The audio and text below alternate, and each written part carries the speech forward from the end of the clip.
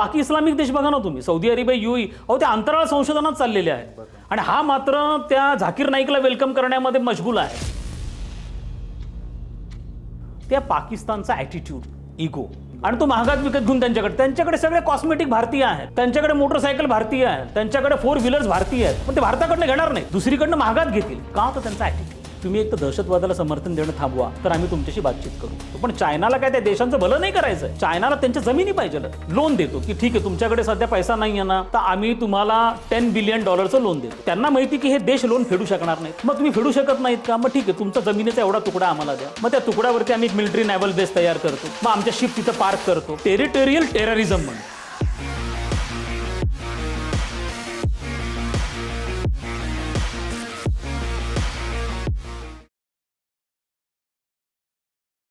मित्रांनो नमस्कार, कसे आहात? मित्रांनो, परराष्ट्र धोरण आपल्याला म्हटलं की आपल्यापैकी अनेक लोकांच्या कपाळावर आठ्या येतात, कारण आपल्याला अनेकदा माहीतच नसतं की परराष्ट्र धोरण काय आहे. मोदी साहेब इतके वेळा बाहेर जातात, आपण जयशंकर साहेबांचं नाव ऐकलेलं असतं, पण ते कशासाठी जातात? परंतु आजचा काळ असा आहे की जगाच्या पाठीवर कुठेही माशी शिंकली तर त्याचा परिणाम आपल्यावर होऊ शकतो. असं कुठलंही क्षेत्र नाही की जगामध्ये एखादी घटना घडली आणि भारतावर त्याचा परिणाम होणार नाही. आणि म्हणून आपल्या सगळ्यांना परराष्ट्र धोरणासंदर्भातली मूलभूत माहिती असणं गरजेचं आहे. खास करून अलीकडच्या काळामध्ये, म्हणजे 1991च्या नंतर जेव्हा आपण जागतिकीकरण स्वीकारलेलं आहे, खाजगीकरण स्वीकारलेलं आहे, त्या काळात तर आपल्याला हे माहीत असणं अतिशय गरजेचं झालेलं आहे. आणि आज परराष्ट्र धोरणावर, खास करून अलीकडच्या काळामध्ये ज्या काही गोष्टी होत आहेत त्या सगळ्यांवर चर्चा करण्यासाठी परराष्ट्र धोरणाचे, आंतरराष्ट्रीय संबंधाचे गाढे अभ्यासक माननीय देवळानकर सर, ज्यांना आम्ही अगदी 2008 पासून त्यांचे पुस्तकं वाचत आम्ही स्पर्धा परीक्षेचा अभ्यास करत मोठं झालो, ते सर आज आपल्यासोबत आहेत. सर, खूप खूप स्वागत. धन्यवाद. तुमच्या ह्या प्लॅटफॉर्मवरून मला पण अत्यंत मनपूर्वक आनंद होतो आहे. सर, अगदी अलीकडच्या काळामध्ये म्हणजे आपले माननीय पंतप्रधान ब्रिक्स परिषदेसाठी गेले रशियामध्ये, आणि त्या घटनेच्या मागची पार्श्वभूमी काय आहे, त्याची बैठक काय आहे, इथून आपण सुरू करूया. नाही, मला असं वाटतं की अत्यंत महत्त्वाची घडामोड आहे. पंतप्रधान नरेंद्र मोदी यांनी तिसऱ्यांदा पंतप्रधान पदाची शपथ घेतल्यानंतर जेमतेम 3-4 महिने झालेले आहेत. आणि या 3-4 महिन्यांमधनं नरेंद्र मोदी हे दुसऱ्यांदा रशियाला जात आहेत. लक्षात घ्या, ज्या वेळेला 2020मध्ये गलवानचा क्रायसिस झालेला होता, ज्या वेळेला चीनने आपल्याला धोका दिला, त्यावेळेला तत्कालीन केंद्रीय संरक्षण मंत्री राजनाथ सिंग तात्काळ 2दा रशियाच्या दौऱ्यावरती गेले. याचं कारण असं आहे की ज्या वेळेला आंतरराष्ट्रीय परिस्थितीमध्ये भारताच्या विरोधामध्ये काही घडामोडी घडायला लागतात, त्या वेळेला आपला पारंपरिक मित्र रशिया, जो सातत्याने आपल्या पाठीशी उभा आहे, सातत्याने तो आपल्या मदतीला धावून येतो. आणि त्यामुळे पंतप्रधान मोदींसारखा व्यक्ती हा 3 महिन्यांमध्ये दुसऱ्यांदा रशियाच्या दौऱ्यावरती जातो. जरी त्यांचं कारण हे ब्रिक्स या परिषदेला उपस्थित राहण्याचं असलं तरी देखील त्याच्या माध्यमातून व्लादिमीर पुतीनबरोबर महत्त्वाच्या आंतरराष्ट्रीय प्रश्नांवरती चर्चा ही महत्त्वाची आहे. विशेष करून अलीकडच्या काळामध्ये काही गेल्या दिवसांमध्ये अमेरिकेकडनं भारतावरती ज्या पद्धतीचे आरोप केले जात आहेत, मग तो पन्नूच्या हत्येचा कट असेल किंवा कॅनडामध्ये हरदीप निज्जरची झालेली हत्या असेल, यामध्ये कुठेतरी हे युरोपियन देश, मग त्याच्यामध्ये UK असेल, त्याच्यामध्ये फ्रान्स असेल, अमेरिका आहे, त्यांचे काही इतर मित्र देश आहेत ऑस्ट्रेलियासारखे, हे कुठेतरी भारताला घेरण्याचा प्रयत्न करत आहेत, भारतावरती आरोप होत आहेत, भारताला कॉर्नर करण्याचा प्रयत्न केला जातो आहे. आणि हे सगळे जे आरोप आहेत हे पूर्णपणे बेसलेस आरोप आहेत. अशा वेळेला हे जर बॅलन्स करायचं असेल तर रशियासारखा दुसरा पर्याय नाही. आणि त्यामुळे रशियाची जो दौरा आहे तो महत्त्वपूर्ण दौरा आहे. भारताच्या हा जो परिस्थिती थोडीशी भारताच्या विरोधामध्ये जाताना आपण बघतो आहोत, त्या परिस्थितीमध्ये पुन्हा एकदा समतोल आणण्याच्या दृष्टिकोनातनं हा दौरा महत्त्वपूर्ण आहे. खूप महत्त्वाचं सर. सर्वसामान्य जे लोक आहेत म्हणजे त्यांना बरेचदा असं वाटतं की ठीक आहे, तो मोदी साहेबांचा विषय आहे, जयशंकर साहेबांचा विषय आहे, आपल्यासाठी महत्त्वाचं काय त्याच्यामध्ये, आपल्याला काय इतकं. तर हे परराष्ट्र धोरण आज आपण जसं म्हणतो की प्रत्येक व्यक्तीने समजून घेणं गरजेचं आहे. तर ते का समजून घेणं गरजेचं आहे? मी तुम्हाला अगदी सोपं उदाहरण देतो. आपल्याकडे दिवाळीचा सण हा तोंडावरती आहे आणि अशा वेळेला सोन्याचे भाव हे 80,000पर्यंत गेलेले आहेत. आणि सर्वसामान्यांच्या, विशेष करून भारतीयांचा हा अत्यंत जिव्हाळ्याचा विषय आहे. भारत ज्या गोष्टी आयात करतो, प्रामुख्याने 3 गोष्टींमध्ये भारताचा पैसा जो डॉलरमधला आहे, जो मौल्यवान आहे, तो खर्च होतो. सगळ्यात महत्त्वाचं म्हणजे आपण खनिज तेल आयात करतो, जे आपण डॉलरमध्ये करतो. बरोबर. दुसरं आपण शस्त्रास्त्र आयात करतो, ते आपण डॉलरमध्ये करतो. आणि तिसरं भारतीय सोनं आयात करतात. लक्षात घ्या, आशिया खंडामध्ये सर्वात जास्त सोन्याची आयात करणारा भारत हा देश आहे. अगदी 2-3 महिन्यांपूर्वी चायनाने भारताला ओव्हरटेक केलं आणि चीन आता जवळपास 200 टन सोनं हे चीनने गेल्या काही महिन्यांमध्ये आयात केलं. का झाली? 80,000वरती ही गेलेली आहे किंमत. जागतिक घडामोडींचा परिणाम. रशिया युक्रेन युद्ध झालं आणि त्यानंतर आपण असं बघतोय की बहुतांश, जवळपास 76 देशांनी आता सोने खरेदीचा झपाटा लावला आहे. विशेष करून चीनमध्ये, ज्यामध्ये सर्वसामान्य चीनी माणूस हा रिअल इस्टेटमध्ये इन्व्हेस्ट करायचा. रिअल इस्टेट कोलमडल्यानंतर सर्वसामान्य चीनी माणसांनी सोन्यात इन्व्हेस्ट करायला सुरुवात केली. त्यामुळे चीनकडनं रेकॉर्ड ब्रेक सोनं खरेदी केलं जात आहे. दुसरं असं आहे की डॉलरची मक्तेदारी जर कमी करायची असेल, अमेरिकेचं महत्त्व जर कमी करायचं असेल, तर तुम्हाला तुमच्या तिजोरीमध्ये सोन्याचं जे प्रमाण आहे ते वाढवावं लागेल. म्हणून भारताने 100 टन सोनं बँक ऑफ लंडनमधनं काही महिन्यांपूर्वी इकडे आणलं. RBIने 26 टन सोनं विकत घेतलं. 76 बँका सोनं खरेदीसाठी प्रचंड स्पर्धा करत आहेत. आणि याचा अर्थ असा होतो की जागतिक मार्केटमध्ये सोन्याच्या किमती वाढत आहेत आणि त्याचा परिणाम तुमच्या डोमेस्टिक मार्केटवरती होतोय. त्यामुळे असं आता रशिया युक्रेन युद्ध झालं तेव्हा आपला शेतकरी जो युरिया वापरतो, हा युरिया आपण रशियाकडनं आयात करतो. युरियाच्या किमती वाढल्या. आपण ॲल्युमिनियम स्टील हे रशिया आणि युक्रेनकडनं आयात करतो, त्याच्या किमती वाढल्या. युक्रेन हा गव्हाचं कोठार म्हणून ओळखला जातो. युक्रेनकडनं जगाला गव्हाचा पुरवठा व्हायचा, तो खंडित झाला. जगामध्ये अनेक देशांमध्ये उपासमारीची वेळ आली. हे सगळ्या गोष्टी हे दाखवतात की आता जागतिक घडामोडी ह्या केवळ दूर राहिलेल्या अशा राहिलेल्या नाही आहेत, तर सर्वसामान्य माणसाच्या दैनंदिन जीवनावरती त्या परिणाम करणाऱ्या आहेत. त्यामुळे तुम्हाला त्याला जाणून घ्यावंच लागणार आहे. ही मी तुम्हाला एक केस सांगितली आहे. दुसरं असं आहे की साधारणतः 3.5 कोटी भारतीय सध्या 123 देशांमधनं राहतात. ते तुम्हाला प्रतिवर्षी $100 बिलियन फॉरेन रेमिटन्स पाठवतात. तो तुमच्या RBIमध्ये बॉन्डच्या रूपाने सेव्हिंग असतो आणि तो तुमच्या अर्थव्यवस्थेला स्थैर्य प्रदान करतो. आज एवढ्या मोठ्या प्रमाणात भारतीय, हे भारतीयांचे इतके श्रीमंत आहेत की जर तुमचा पर कॅपिटा इन्कम, भारतीयांचा पर कॅपिटा इन्कम हा $2200 असेल, तर जो भारतीय अमेरिकेत राहतो आणि ज्याला अमेरिकेचं ग्रीन कार्ड मिळालेलं आहे, त्याचा पर कॅपिटा इन्कम $83,000 आहे. हा जमीन आसमानचा फरक आहे. त्यामुळे ह्या सगळ्यांची आपल्याला मदत पाहिजे. आज तुमचे विद्यार्थी, आज लाखोच्या संख्येने विद्यार्थी परदेशामध्ये जात आहेत. अब्जावधी डॉलर्स आपण खर्च करतोय. त्यामुळे आता कुठल्याही परिस्थितीमध्ये आपण असं म्हणतो की आता ती गोष्ट परदेशात घडली म्हणजे आमच्यावर परिणाम होणार नाही, असं होणार नाही. नुकतंच एक उदाहरण मी तुम्हाला सांगतो की ज्या वेळेला नजरल्ला म्हणून जो हिजबुल्लाचा नेता होता, हसन नजरल्ला, जो शियापंथी होता, त्याला इस्रायलनी लेबननमध्ये बैरूटपाशी मारलं. तो झाल्यानंतर जेवढा मोठा मोर्चा हा लेबनन किंवा इस्रायलमध्ये किंवा इराणमध्ये निघाला नसेल, तेवढा मोठा मोर्चा श्रीनगरमध्ये निघाला. याचा अर्थ असा आहे की पॉलिटिकल इव्हेंट असो, इकॉनॉमिक असो, आता भारत कशापासून अलिप्त राहू शकत नाही आहे. त्यामुळे प्रत्येकाने परराष्ट्र धोरण काय आहे हे समजून घेणं गरजेचं आहे. खूप महत्त्वाचं सर. म्हणजे अनेक लोकांना हा जो प्रश्न पडत होता की काही विशिष्ट लोकांपुरताच हा प्रश्न आहे, तर तसं नाही आहे. अगदी शेतीपासून, आपल्या अन्नापासून, आपण खरेदी करतो त्या सोन्यापर्यंत प्रत्येक गोष्टीशी परराष्ट्र संबंधाचा थेट संबंध आहे. सर, पुढचा प्रश्न थोडासा स्वार्थी आहे. तो या अर्थानं की विद्यार्थी जे आहेत आपले, तर त्या विद्यार्थ्यांना करिअरच्या अँगलनं म्हणजे अनेक विद्यार्थ्यांनी आंतरराष्ट्रीय संबंध, परकीय आपले जे काही धोरण आहे, ह्या गोष्टींचा अभ्यास का केला पाहिजे? नाही, मला असं वाटतं की आता आंतरराष्ट्रीय संबंध हा एक स्वतंत्र किंवा आयसोलेटेड विषय राहिला नाही. तो इंटरडिसिप्लिनरी आहे, बहुविद्याशाखीय विषय आहे. त्याच्यामध्ये इकॉनॉमिक्स आहे, त्याच्यामध्ये सायकोलॉजी आहे, त्याच्यामध्ये पॉलिटिकल सायन्स आहे, त्याच्यामध्ये सोशॉलॉजी आहे. आणि ह्या सगळ्या गोष्टी असल्यामुळे जर तुम्ही केंद्रीय लोकसेवा आयोगाकडनं घेतले जाणाऱ्या IAS सारख्या परीक्षा पाहिल्यात, त्याच्यामध्ये जनरल स्टडीजमधले पेपर्स पाहिले, एसे बघितला, तर तुम्हाला दिसून येतं की सातत्याने परराष्ट्र धोरण आणि आंतरराष्ट्रीय संबंधांवरती अधिकाधिक भर आहे. त्याचप्रमाणे जर तुम्ही मुलाखतीला UPSCच्या गेलात, तर त्या ठिकाणी देखील प्रत्येक पॅनलमध्ये विद्यार्थ्यांचे जे अनुभव आहेत त्यानुसार 3 ते 4 प्रश्न हे परराष्ट्र धोरणावरती असतात. आणि आता आपण जो UPSCचा पॅटर्न आहे तोच आपण MPSCमध्ये आता स्वीकारतो आहोत. आणि त्यामुळे विद्यार्थ्यांना, इव्हन मराठी विद्यार्थ्यांना देखील हा विषय कळणं हे अत्यंत गरजेचं आहे. कारण भारताला तुम्ही आता कोणत्याही आयसोलेशनमध्ये बघू शकत नाही. वाढत्या जागतिकीकरणामुळे आणि वाढत्या परस्परावलंबित्वामुळे भारत आता जग आता भारतावरती विसंबून आहे. आणि यामुळे प्रत्येक विद्यार्थ्याला ह्या घडामोडींचा अभ्यास हा कळलाच पाहिजे आहे. तुम्ही कोणतीही डोमेस्टिक घडामोड घेतली तरी तुम्हाला त्याचा एक अँगल हा फॉरेनचा असतो. त्यामुळे मला असं वाटतं की आपल्या मराठी विद्यार्थ्यांनी देखील परराष्ट्र धोरणाचा आणि आंतरराष्ट्रीय संबंधांचा सखोल स्टडी करणं हे अत्यंत गरजेचं आहे. करिअरच्या दृष्टिकोनातून सुद्धा ते गरजेचं खूप आहे. गरजेचं आहे. आणि एक वैयक्तिक सामान्य माणूस म्हणूनही त्याला माहिती असणं खूप गरजेचं आहे.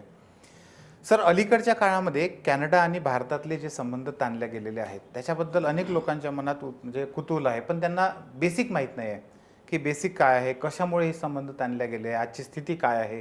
तर ह्या संपूर्ण घटनेबद्दल काय सांगाल?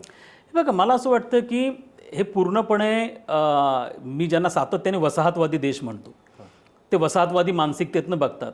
म्हणजे अमेरिका आणि युरोपियन देश, मग कॅनडा हा फार काही वेगळा, कॅनडाला स्वतःचं अस्तित्व नाही आहे. कॅनडा हा देश पूर्णपणे अमेरिका त्याचा बोलवता धनी आहे आणि इंग्लंड आहे त्याच्याबरोबर. त्यामुळे या देशाचं अस्तित्वच या दोन देशांवरती विसंबून आहे. आपण हे लक्षात घेणं गरजेचं आहे की सातत्याने ही जी वसाहतवादी देश आहेत ते जेव्हा क्राईम करतात, म्हणजे अमेरिकेवरला वाटलं की ओसामा बिन लादन हा आमचा शत्रू आहे म्हणून त्यांनी अफगाणिस्तानमध्ये सैन्य घुसवलं. अफगाणिस्तानमध्ये ओसामा बिन लादनला शोधण्यासाठी हजारो निष्पाप अफगाणी नागरिकांच्या कत्तली केल्या.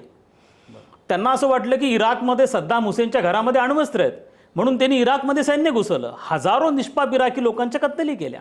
ह्याच अमेरिकेने 1945 ते 1990 या काळामध्ये अनेक मोठमोठ्या राजकीय नेत्यांच्या हत्या केल्या. मग तो अगदी गद्दाफीसारखा नेता असेल त्याला देखील उडवण्यामध्ये अमेरिकेचा CIA हात आहे. आणि ह्याच ओसामा बिन लादनला तुम्ही आपलं पाकिस्तानमध्ये उडवला. इस्रायलचं उदाहरण घ्या. आज इस्रायलनी नसरल्ला हसनला लेबननमध्ये जाऊन मारलं. हनियेसारखा नेता त्यांनी बाहेरच्या देशामध्ये जाऊन उडवला. मग जेव्हा तुम्ही क्राईम करता तेव्हा तुम्हाला कोणी पण प्रश्न विचारायचा नाही. युनायटेड नेशन शांत बसून राहते. आणि मग भारतावरती मात्र तुम्ही त्याच्यात भारताचा कसलाही प्रकारचा हात नाही आहे असं असताना पण भारताच्या इन्व्हॉल्वमेंटविषयी तुम्ही चर्चा करता, भारतावरती आरोप करता आणि भारताला तुम्ही अननेसरी कॉर्नर करण्याचा प्रयत्न करता. मला असं वाटतं ही अमेरिकेची प्रेशर टॅक्टिक्स आहे. ह्या प्रेशर टॅक्टिक्सला आपण अजिबात घाबरता कामा नये. याचं कारण असं आहे की या युरोपियन देशांना म्हणजे आपल्याला जेवढी या युरोपियन देशांची गरज नाही जेवढी त्या युरोपियन देशांना आपली गरज आहे. याचं कारण असं आहे की आता भारताचं जे ह्यूज मार्केट आहे, आज आपल्याकडे 42 कोटींचं मिडल क्लास आहे. अहो, जर तुम्ही एसीच म्हटलं, आपलं एअर कंडिशन जर म्हटलं तर केवळ एअर कंडिशनचं मार्केट तुमचं 15 अब्जचं आहे. म्हणजे एवढं ह्यूज मार्केट तुम्हाला कोणाला नको आहे. प्रत्येकाला वस्तू आपल्याकडे येऊन विकायच्या आहेत. आज भारत सप्लाय चेनचा महत्त्वपूर्ण भाग आहे आणि अशा देशाची गरज अमेरिकेला प्रचंड मोठ्या प्रमाणावर, युरोपियन देशांना प्रचंड मोठ्या प्रमाणावर आहे. म्हणून हे देश आपल्याबरोबर फ्री ट्रेड ॲग्रीमेंट करू इच्छितात. म्हणून हे लक्षात ठेवणं गरजेचं आहे की का भारतावरती प्रेशर टाकता आहेत. हे प्रेशर यासाठी टाकतात की भारत रशिया आणि चीनच्या जास्त जवळ जाऊ नये म्हणून हे चीनचा प्रचंड मोठा बागुलबुवा तयार करतात आणि आपल्याकडे भारताला ओढण्याचा प्रयत्न करतात. पण आता तुम्ही कॅनडाचा उल्लेख केला तर आपल्याकडे जी खलिस्तानी मूवमेंट होती, जी भारताला फोडण्याची भाषा करायची, त्यातले अनेक दहशतवादी कार्यकर्ते हे देशाबाहेर पळून गेले. त्यापैकीच एक हरदीप निज्जरसारखा होता, तो प्लंबर होता, तो कॅनडामध्ये गेला. तिथं त्यांनी भारतविरोधी ॲक्टिव्हिटी सुरू केल्या. आता त्याची 2023मध्ये हत्या झाली. त्या हत्येमध्ये भारताचा हात होता अशा प्रकारचा कॅनडा आरोप करतोय. आम्ही 1 वर्षापासून कॅनडाला सातत्याने म्हणतो की जर आमचा हात आहे ना तर आम्हाला पुरावे द्या.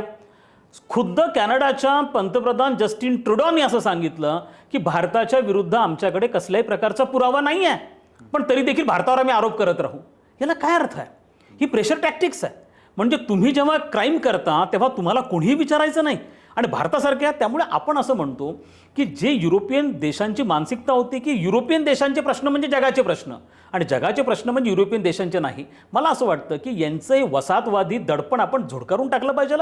जसं अमेरिकेने सांगितलं की रशियाकडनं तेल घेऊ नका, आम्ही अमेरिकेचं ऐकलं नाही. आम्ही रशियाकडनं तेल घेतो आणि म्हणून भारतामध्ये पेट्रोल डिझेलच्या किमती वाढल्या नाहीत. आपण रशियाकडनं 12 अब्जचं तेल घेतलं. साधारणतः 2 वर्षांपूर्वी रशिया आपला 12व्या क्रमांकाचा सप्लायर होता, तो नंबर 1चा सप्लायर झाला. त्यामुळे आता ह्या देशांच्या कोणत्या दडपणाला भारत भीक घालत नाही आहे. भारताने त्याकडे लक्ष देऊ नये. यांच्याकडे कसल्याही प्रकारचे पुरावे नाही आहेत. CIA परदेशामध्ये मोठमोठ्या नेत्यांच्या हत्या करण्यामध्ये नंबर 1ला आहे आणि अशा CIAला कोणताही ना अमेरिकेला देखील नैतिक अधिकार नाही आहे भारतावरती बोट दाखवण्याचा आणि भारतावरती कोणत्या प्रकारचे आरोप करण्याचा. सर, एक सर्वसामान्य नागरिक म्हणून मला असं वाटतंय की भारत जो सक्षम होतो आहे, बलवान होतो आहे आणि तो अमेरिकेसारख्या देशाला किंवा इस्रायलसारखे जे आधी फक्त स्वतःला ह्या सगळ्या कारवाया करण्याचे बाप समजायचे, त्यांच्या डोळ्यात डोळे घालून तो पाहतो आहे, याचं हे प्रतीक समजायचं का? हे नक्कीच आहे. तुम्ही लक्षात घ्या की आज जगामध्ये पोस्ट कोरोना फेजमध्ये, पोस्ट रशिया युक्रेन वॉर फेजमध्ये संपूर्ण जगामध्ये साधारणतः 193 देश आहेत. 193 देशापैकी केवळ भारत असा एकमेव देश आहे की ज्याचा GDP ग्रोथ रेट हा 7% आहे. चायनाचा देखील 3 ते 4% वरती नाही. एकही युरोपियन देशाचा GDP ग्रोथ रेट 2% वरती नाही. अमेरिका 1-2% आहे. हे देशांचं यांच्या अर्थव्यवस्था जवळपास झोपलेल्या आहेत. आता ह्या देशांना हे प्रॉब्लेम जाणवायला लागलेले आहेत. प्रत्येक वेळेला केवळ दुसऱ्यांवरती दबाव टाकायचा, दुसऱ्यांना लुटायचं, हे करत करत झाले. परंतु आता सत्तेचं केंद्र हे 21व्या शतकामध्ये युरोपकडनं आशिया खंडाकडे वळलेलं आहे. आशिया प्रशांत क्षेत्र मेन झालेलं आहे. एशियन टायगर साऊथ ईस्ट एशियाचे देश असतील, जपान आहे, इंडिया आहे, चायना आहे, लॅटिन अमेरिकेमध्ये ब्राझील आहे, दक्षिण आफ्रिका आहे. आज आफ्रिकेमधले देश पुढे येतात. मिडल ईस्टमध्ये UAE आहे, सौदी अरेबिया आहे, सेंट्रल एशियामध्ये उझबेकिस्तान आहे, कैरगिस्तान आहे, ह्यासारखे देश आहेत. तुम्ही बघा यांची GDP ग्रोथ ज्या पद्धतीने ग्रोथ करतायत हे सगळेजण. त्यामुळे यांना आता हे बघवत नाही आहे, कारण वर्षानुवर्ष शतकानुशतकं त्यांना त्या मानसिकतेचे, वसाहतवादी मानसिकतेची सवय झालेली आहे की आम्ही काहीतरी श्रेष्ठ आहोत, आम्ही संस्कृतीदृष्ट्या श्रेष्ठ आहोत. आणि आता यांना ही मानसिकतेची तयारी करावी लागेल की आम्ही तुम्हाला फार मागे टाकलेलं आहे, तुम्हाला आमची गरज आहे. त्यामुळे मला असं वाटतं की येणारा काळ हा भारताचा आहे. आपलं पॉप्युलेशन 142 कोटी झालं आहे, पण कुठेतरी चिंतेचा सूर दिसतोय का तुम्हाला? कोणाकडे तरी कोणत्या प्लॅटफॉर्मवरती आपण चर्चा ऐकल्या आहेत की भारताचं सगळ्यात जगामध्ये सगळ्यात जास्त लोकसंख्या भारताची झाली? कोणी चिंता करत नाही. का नाही करत आहे? कारण ह्या 142 कोटीपैकी 68 कोटी हे 25 ते 35 वयोगटातले आहेत. या देशाचं ॲव्हरेज एज हे 39 आहे आणि हे जगातला सगळ्यात तरुण देश आहे. 21वं शतक पूर्ण होऊस्तवर हा डेमोग्राफिक डिव्हिडंड भारताच्या फेवरमध्ये आहे. तुम्ही भारताची ग्रोथ नाकारू शकत नाही आहे. हा जर कोरोना नसता आला तर तुम्ही 5 ट्रिलियनचं स्वप्न केव्हाच अचीव केलं असतं. 10 ट्रिलियन जाणं साधारणतः धरून चला, जेव्हा भारताच्या स्वातंत्र्याला 100 वर्ष पूर्ण होतील त्यावेळेला आपण अमेरिकेच्या म्हणजे साधारणतः जगातील 3ऱ्या क्रमांकाची आपण सत्ता असू. आणि मी एक अत्यंत बोल्ड स्टेटमेंट करतो की आता लोक म्हणतात की अमेरिका नंबर 1ला असेल, चायना नंबर 2ला असेल, पण चायना हा युनायटेड चायना नंबर 2ला असेल. पुढच्या 25 वर्षांमध्ये चायना फुटणार नाही हे कोण सांगू शकेल? कदाचित चायना फुटू पण शकतो. आणि जर चायना फुटला, कारण ते शिनशियांगमध्ये चाललेले प्रॉब्लेम्स असतील, बाकी आणि चायनाची इंटरनल प्रॉब्लेम्स आहेत, कदाचित भारत हा नंबर 2ला पण असू शकतो. त्यामुळे आपण ज्या पद्धतीने चाललो आहोत, भारताची विकास हा अनिवार्य आहे, भारताची ग्रोथ अनिवार्य आहे. भारताला कोणी थांबवू शकत नाही, कारण ही यंग मॅन पॉवर आपल्याकडे आहे, हा ह्यूज ह्युमन रिसोर्स हा आपल्याकडे आहे. सर, 2 मुद्दे आहेत पुन्हा. एक तर सोशल मीडिया जो अलीकडे वाढलेला आहे, त्या सोशल मीडियाचा आपल्या परराष्ट्र संबंधावर काही फरक पडतोय असं वाटतंय का? कारण आता अलीकडे मालदीवचं प्रकरण झालं, त्याच्यामध्ये जो ट्रेंड चालला, त्याच्यानंतर मालदीवचे हे आले आपल्याकडे, ह्या सगळ्या ज्या घटना आहेत, म्हणजे सोशल मीडिया आणि परराष्ट्र धोरण, खास करून या मालदीवच्या बाबतीत जे दिसलंय ते, याच्यावर कसं भाष्य कराल आपण? नाही, मला असं वाटतं की भारतामध्ये परराष्ट्र धोरणाच्या लोकशाहीकरणाची प्रक्रिया सुरू झाली. यापूर्वी अनेक अशी इव्हेंट्स भारतामध्ये घडायचे की जे दिल्लीपुरतेच मर्यादित राहायचे. ते विज्ञान भवनमध्ये व्हायचे. कोणत्या कॉन्फरन्सेस झाल्या त्यामध्ये मिनिस्टर ऑफ एक्सटर्नल अफेअर्सचे सूट बूट टायमधले तुम्हाला अधिकारी दिसायचे. हा सगळा डिस्कोर्स इंग्रजीमध्ये होता.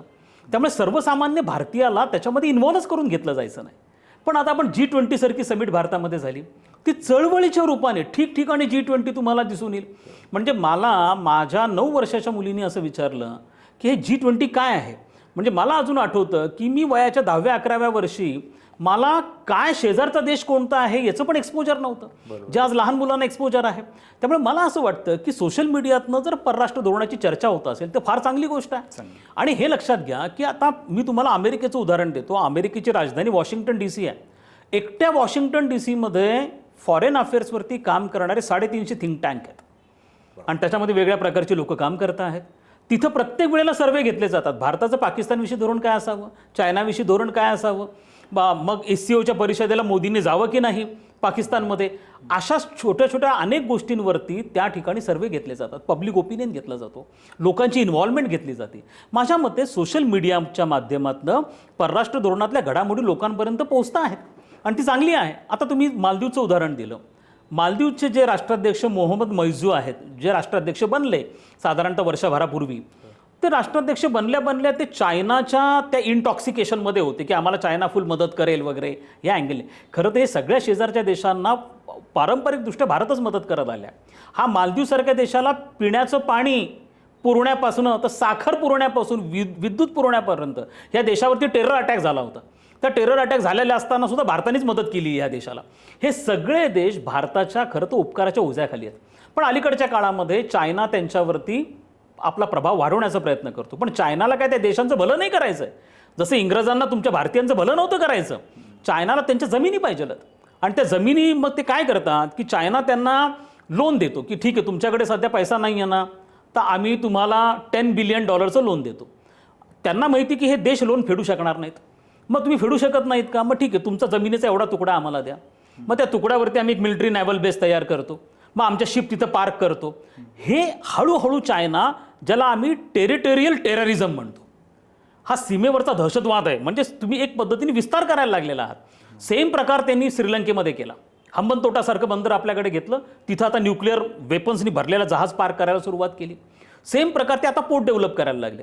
त्यामुळे ह्या मोहम्मद मैजूला असं वाटलं की आपण पुन्हा चायना मदतीला येईल, आणि त्यामुळे त्यांनी इंडिया आउटचा नारा दिला. आम्हाला भारताची मदत नको आहे. भारताने तिथं 75 सैनिक ट्रेनिंगसाठी पाठवलं होतं.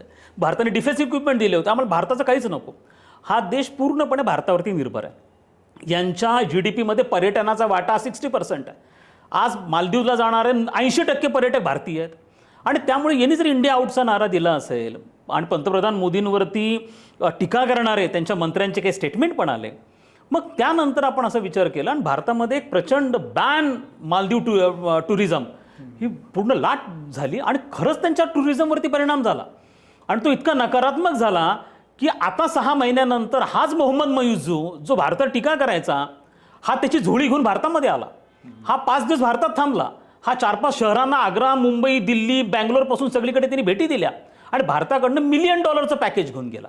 कारण हा देश कर्जात बुडालेला आहे. याच्या GDPचे 80% कर्ज आहे.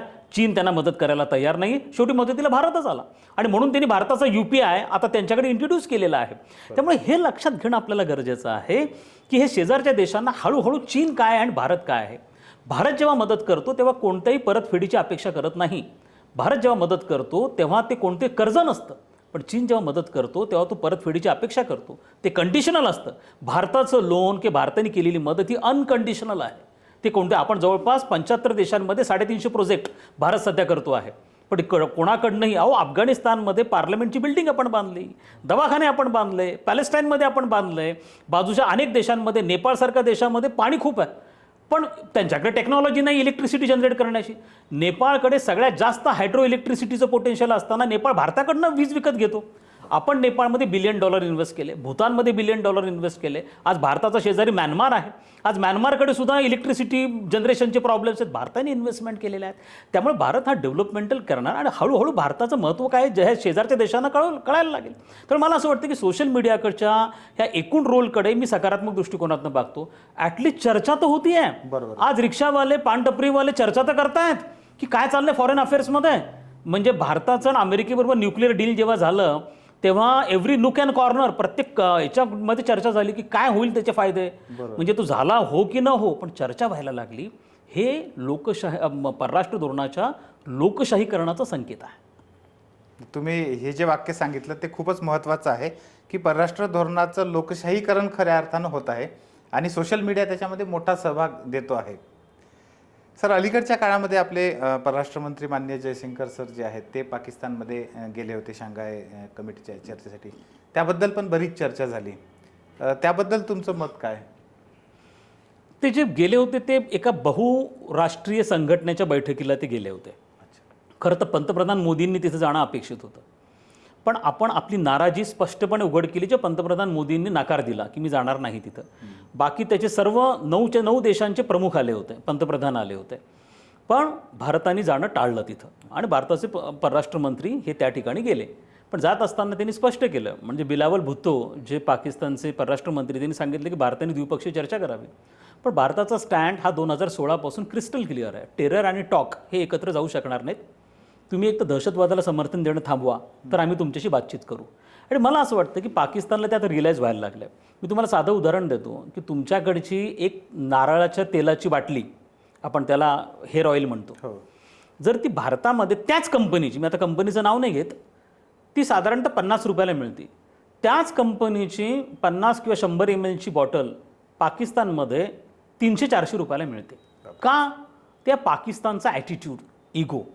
भारत आणि पाकिस्तानमधला प्रत्यक्ष व्यापार हा 3 अब्जाचा आहे, अप्रत्यक्ष व्यापार 10 अब्जाचा आहे.